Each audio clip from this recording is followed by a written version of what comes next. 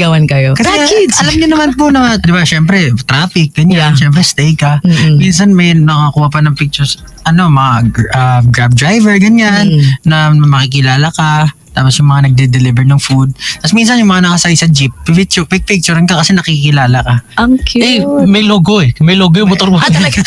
May branding naman pala eh. Hindi po, hindi.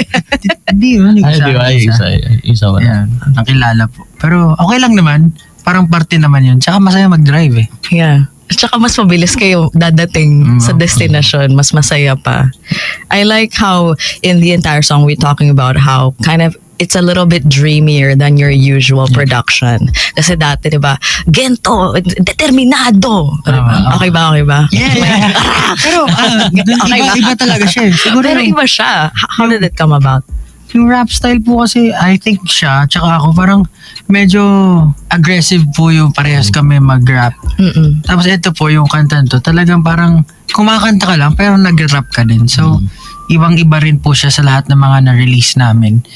Nakakatuwa lang kasi parang we get to explore and share yung thoughts namin pagdating sa alak. Parang magkaiba po kasi kami ng ways. Ako dati ayoko talagang umiinom eh. Pero nakita ko yung parang warmth na pag magkakasama kayo ng mga friends mo. Tapos serious things yung pinag-uusapan mo. Hindi basta-basta, parang nandun siya kasi parang nangangamusta kayo sa isa't isa, parang ganon. Tapos napag-uusapan niyo yung mga dreams nyo and how life is treating you right now. So parang nakakamusta niyo yung isa't isa. So dati, yung thinking ko sa alak, parang alak. Pero ngayon parang okay, if someone is trying to reach out and asking for, let's drink.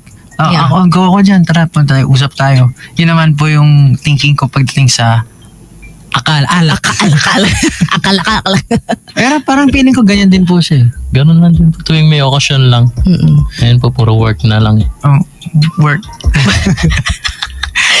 Kasi pag old school Pinoy, pag umiinom kayo, parang bulakbol, di ba?